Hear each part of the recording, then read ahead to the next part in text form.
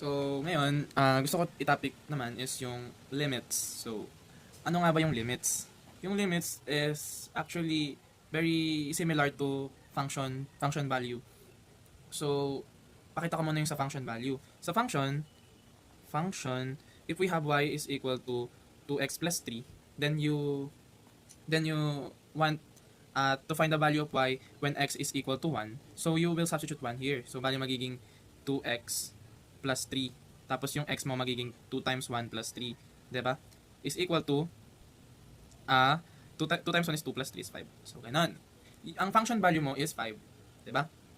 Yun yung magiging output mo. Sa limit naman, we can write this as the limit of this function to x plus 3 as x approaches to 1, sabi kanina. And the same lang ang lalabas. You can direct substitute 1. So 2 times 1 plus 3 is 5. So the limit is 5.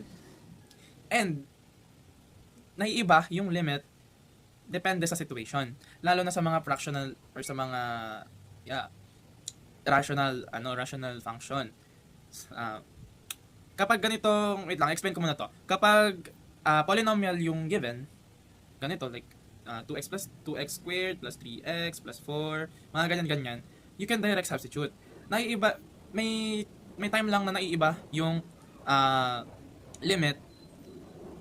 Ginagamit yung limit kapag yung certain value na ina-approach or yung x na ina-approach is undefined sa function. So, let's say we have x squared minus 9x plus 20 over x minus 5. The limit as x approaches to 5. When you direct substitute 5 minus 5 is 0, so ang denominator mo 0 agad. So this function, kapag ginawa mo siyang function value, is undefined, di ba?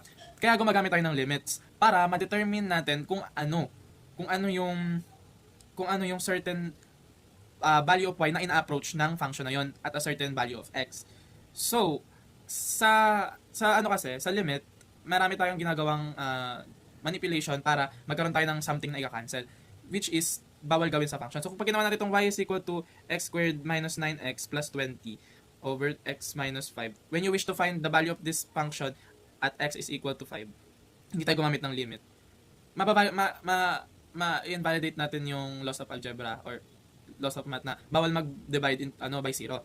Diba? Kasi substitute mo yung x, substitute mo yung 5 eh. So, bali magiging x minus 5 is 0, tapos sa taas, 5 squared is 25, minus 5 times 9 is 45, plus 20.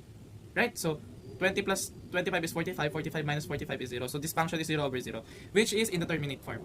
Ito yung kadalasang ginagawang exercises sa limits to train your algebra actually.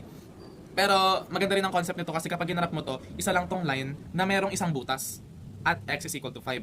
And yun yung hinahanap natin. Ano yung value ano yung ina-approach na y doon? Diba? Ang line na yan is pa ganun lang actually kapag ginarap mo. Tapos magkakaroon lang siya ng isang butas kasi bawal nga siyang maging equal sa 5 kasi magiging 0 over 0 siya. Pero sa limit, may value pa rin siya. Kasi sa limit nga, pwede mo siyang maging limit kahit hindi mo siya naabot. Pwede mo rin siya maging limit pag naabot mo siya. Like this one. Y is equal to 2x plus 3 at x is equal to 1, ang function value mo is 5, so naabot mo si 5. At limit naman, limit mo rin si 5 for direct substitution. So dito, we have this rational function na may restriction na x cannot be equal to 5. So what we can do is, we can use L'Hopital's rule or L'Hopital's rule, whatever you wanna call it. Pero dito, ang gagawin ko na lang is, na lang tayo, like factorization. Like ganyan, over x minus 5. This one, yung factors ni x is x squared pala, x. And then, since negative to, parehong negative yung sign. And then, yung factors ni 20 na kapag pinag-add mo is magiging 9, 4 and 5, di ba? Negative 4 and negative 5. So, negative 4, negative 5. Yan. So, may nakita kang x minus 5, cancel yan. So, matitira mo na lang is x is equal to x minus 4. Di ba? Tapos, pwede ka na mag-direct substitution. So, 5 minus 4 is 1. Di ba? 5 minus 4 is 1. So, the limit of x squared minus 9x plus 20 over x minus 5 as x approaches 5 is equal to 5 minus 4, which 5 minus 4 is 1. Ayun. Dito, bawal yon sa function value. Sa limit, pwede yon. Kasi dito, magdi-divide ka by 0. Kasi nga 5 to, di ba? 5 minus 5 is 0. Tapos ito, 5 minus 5 is 0. Tapos dinivide mo siya by 0. So, di ba bawal yun? Sa limit, pwede yon. And then, let's have another example galing dito sa libro. We can use this one. Wait. Yeah. Open ko na lang. Limit of 1 over x minus 2 over x times the root of x plus 4 as x approaches to 0. How can we prove na 0 over 0 to? Hindi pa kasi ano, di ba? 1 over 0 minus 2 over 0 times the square root of ano. We can find the LCD. Wait lang ha, tabi muna natin yung limit. So, ito muna, i-manipulate muna natin itong 1 over x minus 2 over x times the root of x plus 4. So, bali, ang LCD niya is x, common si x, tapos x, square root of x plus 4. Tapos, iisa na lang siya kasi yun yung common denominator niya. So, sa common denominator, hindi ko na ituturo kung paano maghanap ng common denominator kasi topic na yan sa sa junior high school and sa general mathematics. So, this x times the root of x plus 4 divided by x, makakancel si x, tapos matitira na lang to. Right? Times 1, yun pa rin. Square root of x plus 4 minus. Ito divided by ito. X times root of x plus 4 divided by itself is 1. 1 times 2 is 2. Ayan. So, ito na yung ano natin. Ito yung naging function natin. Equal lang to dito, ha? Take note, equal lang yan. So, now, we can substitute 0 now. So, 0 plus 4 is 4. Square root of 4 is 2. 2 minus 2 is 0. So, 0 yung nasa taas. Tapos sa baba, 0. 0 times something is 0 pa rin. So, this limit is 0 over 0, which is indeterminate. Yun yung tatandaan nyo na form or like, what do you call that? Indeterminate form na merong ginagamitan ng ganitong technique. So, this one, since ano nga to, indeterminate form to, we can use a certain, pwede natin gawin to, kaso hindi. Ang gulo ko yun, no? Pero kasi ito, nasa loob siya ng radical sign. Tatanggalin natin siya sa loob ng radical sign kasi ayaw natin yan. Or pwede tayo mag-L'Hopital's rule pero ayoko ng ganun kasi hindi natin mapapakita yung galing natin sa algebra. So bali, we can multiply the top and the bottom with x plus 4, root of x plus 4, conjugate method. So yung nagse-separate na negative 2 ay negative, gagawin natin plus yan. So plus 2 over itself. So parang nagmo-multiply lang tayo by 1. So square root of x plus 4 plus 2. Now, let's multiply. So use FOIL method, di ba? FOIL method.